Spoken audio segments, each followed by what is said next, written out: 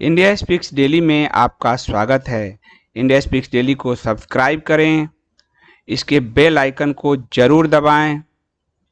Join button के जरिए आप इसकी सदस्यता जरूर लें और यदि इसका कंटेंट आपको गुणवत्तापूर्ण लगता है तो आप 100 रुपीज़ पर मंथ का सब्सक्रिप्शन जरूर पे करें।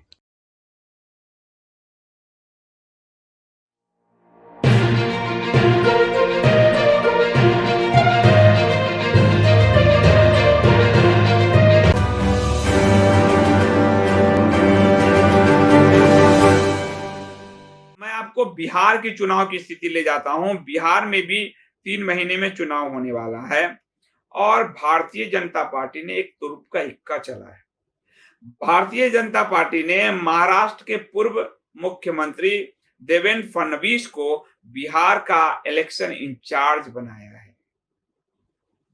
और ये क्यों किया गया है आपको बताऊं। पहला कि महाराष्ट्र का के देवेंद्र फडणवीस सुशांत सिंह राजपूत में मामले में काफी ऑफेंसिव रहे हैं और उन्होंने बयान दिया है शिवसेना के खिलाफ। एक तो ये है कि देवेंद्र फडणवीस ये इस चीज को एड्रेस करते रहे बिहार में कि सुशांत को न्याय दिलाने में भारतीय जनता पार्टी की क्या भूमिका रही है। इसलिए पहली बात तो यह है कि बिहार इलेक्शन का इंचार्ज देवेंद्र फडणवीस को बनाने का एक बड़ा मैसेज भारतीय जनता पार्टी बिहार के लोगों में, जो आज सुशांत की संदिग्ध मौत के बाद बिहार के लोगों में एक अनुभूति आई है कि हम बाहर हैं। महामारी के संकट में अनुभूति आई है कि हमें महाराष्ट्र और दिल्ली से धकेल कर बाहर फेंका गया। हम जिंदगी भर सबके लिए बिल्डिंग ही बनाते रहे, मजदूरी करते रहे और हमारी क्या दशा है। उसके बाद सुशांत एक बाहर का बिहार का छोटे से शहर का व्यक्ति जाता है और वहां मुंबई माफिया उसको खत्म कर देते हैं। इसीलिए बिहार का सेंटीमेंट जो है अभी, उस सेंटीमेंट को बहुत ज्यादा भावनात्मक रूप से बिहार बहुत ज्यादा इस मुद्दों से जुड़ा हुआ है। इसीलिए देवेंद्र फडणवीस को इलेक्शन इंचार्ज बिहार का बनाया गया है और वहां भेजा गया है। इसका दूसरा अर्थ भी है। दूसरा अर्थ यह है कि शायद महाराष्ट्र की सरकार कुछ दिनों की मेहमान है। क्यों? क्योंकि महाराष्ट्र में एक हद तक, हालांकि मेन प्लेयर शरद पवार है और शरद पवार ने अपने हिसाब से गोटी चली, शिवसेना को साथ लिया, भाजपा को किस तरह से अपने भतीजे को आगे करके भाजपा की फजीयत की, प्राइम मिनिस्टर से मिला, बहुत सारा खेल किया। लेकिन उसमें एक बड़ी बात यह आ रही थी कि यदि भारतीय जनता पार्टी शरद पवार का जो सोर्स बताते हैं, सोर्स कि यदि देवेंद्र फडणवीस को बदलकर किसी और को मुख्यमंत्री का कैंडिडेट बनाए तो शरद पवार साथ आ सकते हैं और उस समय शायद शिवसेना की यह भी मंशा थी। लेकिन पार्टी नहीं मानी कि आपकी शर्त सबसे बड़ी पार्टी होके मैं आप छुटभइये पार्टियों का की शर्त मानूं, ये गलत स्थिति नहीं है, हम सत्ता में नहीं बनाएंगे। और इसीलिए उसने अजित पवार के साथ एक खेल खेला शरद पवार ने, ताकि जो मोरल हाई ग्राउंड भाजपा ले रही थी उस मोरल हाई ग्राउंड को डेंट किया जाए, उसको नुकसान पहुंचाया जाए। लेकिन शायद आगे भविष्य में शिवसेना की सरकार जा सकती है, मुद्दा सुशांत ही बनेगा, फिर बिहार कनेक्शन होता है, उसमें देवेंद्र फडणवीस के नाम पर सहमति नहीं बनेगी, जो ये कुनबा आएगा या शिवसेना टूटेगी या एनसीपी एक संभावना है। तो उसमें देवेंद्र फडणवीस को बिहार इलेक्शन का इंचार्ज बनाने के साथ केंद्र में लाने की योजना पर काम चल रहा है। केंद्र में मोदी सरकार के कैबिनेट विस्तार या जो भी हो बिहार चुनाव के बाद, तो देवेंद्र फडणवीस का रोल चेंज करके ये एक संकेत दिया गया है वो आगे की पार्टियों को कि महाराष्ट्र में भारतीय जनता पार्टी अपने अन्य नेताओं के नाम पर विचार करने को तैयार है। और इसीलिए वो देवेंद्र फडणवीस को मेन स्ट्रीम में, यानी मुख्य महाराष्ट्र की राजनीति की जगह मुख्य राजनीति में भाजपा लाना चाहती है और इसलिए उनको इलेक्शन इंचार्ज बिहार बनाया गया है। और फिर जबकि वो महाराष्ट्र में अपोजिशन के लीडर हैं, तो संभवतः उनको जो है वो केंद्र में जगह देने की योजना पर काम चल रहा है। और ये आगे जाकर एक बड़ा जो है मैसेज हो सकता है महाराष्ट्र में। शायद महाराष्ट्र की सरकार कुछ समय बाद जा सकती है, ऐसी संभावना दिख रही, क्योंकि एक संकेत सा दिख रहा है, कंफर्मेशन कुछ नहीं है। उसके बाद आपको बताऊं कि बिहार के जो पिछले 5 साल से इंचार्ज है भूपेंद्र यादव, भूपेंद्र यादव को लेकर भी आपको बताऊं, भूपेंद्र यादव जो भारतीय जनता पार्टी के जनरल सेक्रेटरी रहे हैं और उसके बाद पिछले 5 साल से वहां वो इंचार्ज भी हैं, तो वो उनके प्रति भी वहां की जो भाजपा है, बिहार की भाजपा, उसमें एक गुस्सा सा दिख रहा है, क्योंकि भूपेंद्र यादव और सुशील मोदी ने मिलकर पूरे बिहार की भाजपा का बेड़ा गर्क कर दिया है। वहां के लोग, वहां के भाजपा के कार्यकर्ताओं से सुनिए, वो कहेंगे कि लालू यादव की के सत्ता में रहते अपोजिशन की लड़ाई हमने लड़ी, और जो लोग उनकी सत्ता में रहे वो नीतीश की सत्ता में आकर सत्ता के हिस्सेदार बन गए। सुशील मोदी कभी मुद्दे उठाते ही नहीं रहे, और उनकी सरकार में एक ताकतवर नेता थे जो बोलते थे उस समय जब नीतीश और ये सब जो है मोदी के खिलाफ थे, गिरिराज सिंह। उनको पिछले लोकसभा चुनाव में हराने के लिए भारतीय जनता पार्टी का इस लीडरशिप ने काम किया, और सूरज भान जो लोजपा से आते हैं, जो पहले बाहुबली रहे, उनके भाई के लिए इनका इतने बड़े कद्दावर नेता गिरिराज सिंह का सीट नवादा का छीन लिया गया और बेगूसराय दिया गया, ताकि वो वहां हार जाएं और बिहार भाजपा में जो कोई भी उभरता नेता है वो खत्म हो जाए, क्योंकि कन्हैया का मीडिया कैंपेन बहुत हाइप पर था और गिरिराज सिंह इससे थोड़े बिदके तो जरूर थे। लेकिन इसमें बाद में अमित शाह जी उस समय पार्टी प्रेसिडेंट थे, और जो सोर्स बताते हैं ये बात हो गई थी कि आप नहीं हारेंगे, भरोसा रखिए, बाई चांस 19-20 हुआ तो आपको राज्यसभा से हम ले आएंगे। फिर गिरिराज सिंह जी तैयार हुए थे, लेकिन ये वहां की भारतीय जनता पार्टी कार्यकर्ताओं में ये क्लियर मैसेज चला गया कि जो मजबूत यहाँ भाजपा का नेता होगा उसको खत्म करने के लिए वो लुटियंस लॉबी टाइप यहाँ काम होगा, जिसमें सुशील मोदी काम करते हैं, भूपेंद्र यादव काम करते हैं, ये लोग नीतीश कुमार के साथ मिलकर ही काम करते हैं।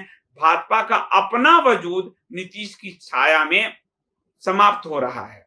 जो भारतीय जनता पार्टी अपोजिशन के रूप में एक समय 60-62 सीट लाई थी और नीतीश 30-32 सीट लाने 30-35 सीट लाए थे, लेकिन जिस तरह से अटल बिहारी वाजपेयी जी ने नीतीश के हाथ में कमान दी और भाजपा तब से एक शैडो पार्टी होकर रह गई बिहार में अभी आपदा है, बाढ़ की आपदा है।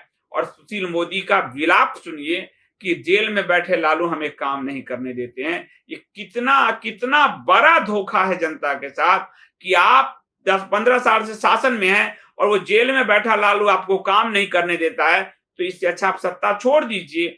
भारतीय जनता पार्टी के कार्यकर्ता भी बहुत नाराज हो रहे हैं कि सुशील मोदी ने पूरी पार्टी का बेड़ा गर्क कर दिया है, और उसमें केंद्र के सारे नेताओं के जो राज दुलारे हैं, भूपेंद्र यादव, उनकी एक बड़ी भूमिका है।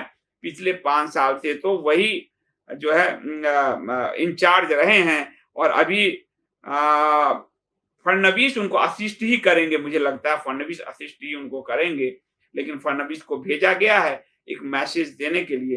तो 3 महीने बाद चुनाव होना है और फडणवीस क्या इंपैक्ट डालते हैं और बिहार भाजपा क्या उभर पाती है कि नीतीश कुमार के शैडो से। वरना बिहार भाजपा के जो सत्ता लोलुप कुछ नेता हैं वो पूरी भाजपा कार्यकर्ताओं का पूरी भावनाओं को कुचल के रख दिया है, और वो नीतीश के साथ सिर्फ सत्ता की मलाई खाने में लगे हैं और वो कुछ उनका काम नहीं है। तो वहां जनता बड़ी कुलबुला रही है, कार्यकर्ता बड़ा कुलबुला रहा है। और आज मुझे लगातार जब फोन आ रहा है कि आप बिहार चुनाव में क्यों नहीं कुछ बोल रहे हैं, तो मुझे लगा कि मुझे बोलना चाहिए। इसीलिए वहां पर बिहार में चूंकि विपक्ष नहीं है, लालू एंड गैंग तो सबसे खत्म है, जैसे राहुल एंड गैंग है।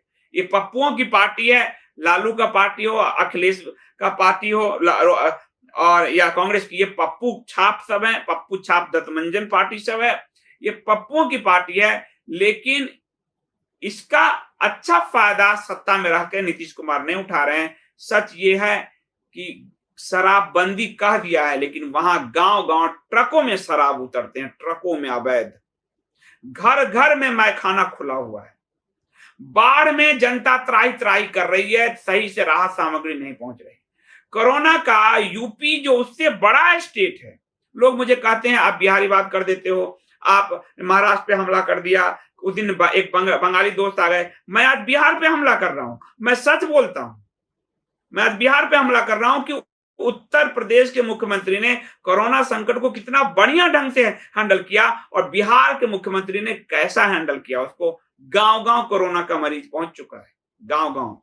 बाढ़ पीड़ितों की राहत नहीं मिल रही है और सुशील कुमार मोदी बिल्कुल एक फेलियर की तरह चिल्ला रहे हैं कि वहां झारखंड के जेल में बैठा लालू काम नहीं करने दे रहा है, तो सत्ता छोड़ दो। किस लिए आपको जनता ने 15 साल से बैठाया और अभी भी आप लालू की साया, लालू का ही नाम ले रहे हैं। आपने फिर सत्ता क्या चलाया? सिर्फ आपके घर भरे, आपके बंगले बने, आप बने भारतीय जनता पार्टी का कार्यकर्ता। मुझे याद है चुनाव में जब लालू से लड़ते थे, आज बंगाल की जो स्थिति है भारतीय जनता पार्टी के कार्यकर्ताओं की थी, मरते थे लोग चना खा खा कर। उन्होंने मूल विपक्ष की भूमिका बिहार में लालू से लड़ने में भाजपा ने उठाई और सत्ता नीतीश कुमार चला रहे हैं। क्यों? क्योंकि Sushil Modi and gang, Bhupendra Yadav and gang Nitish की पिछलग्गू बन के बिहार भाजपा का नाश कर दिया है। एक पार्टी तो नरक ही है, वो पप्पू पार्टी, वो तो गुंडई पार्टी है, अराजक पार्टी है। एक पार्टी कोई विकल्प नहीं, इसलिए बहुत मौज से वो जो है कर रहे हैं और उसमें कुछ सुशील मोदी जी का तो कोई आप, वो तो बस सत्ता सुख भोग रहे हैं ना, वो भाजपा का। ये वही सुशील मोदी है जब नरेंद्र मोदी जी को रोकने के लिए नीतीश कुमार ने भोज कैंसिल किया तो ये पिछलग्गू बना रहा। ये वही सुशील मोदी, ये वही सुशील मोदी है कि नरेंद्र मोदी जी से जब यहाँ मुख्यमंत्रियों की बैठक होती थी, प्राइम मिनिस्टर मनमोहन सिंह के साथ, तो सुशील मोदी जी नीतीश कुमार के साथ आते थे, ऐसे ऐसे सिकुचते हुए नरेंद्र मोदी से, अपनी पार्टी के नेता से नहीं मिलते थे। ये वही सुशील मोदी है। तो इस सब ने नरक किया। भूपेंद्र यादव, आपको एक मैं टीवी प्रोग्राम की बात करता हूं, भूपेंद्र यादव, एक जनता ने तेजस्वी यादव से पूछ लिया, ये एबीपी या किसी प्रोग्राम में था, बताता हूं अभी, देखो कैसे दी मेंटेलिटी है इन सबकी।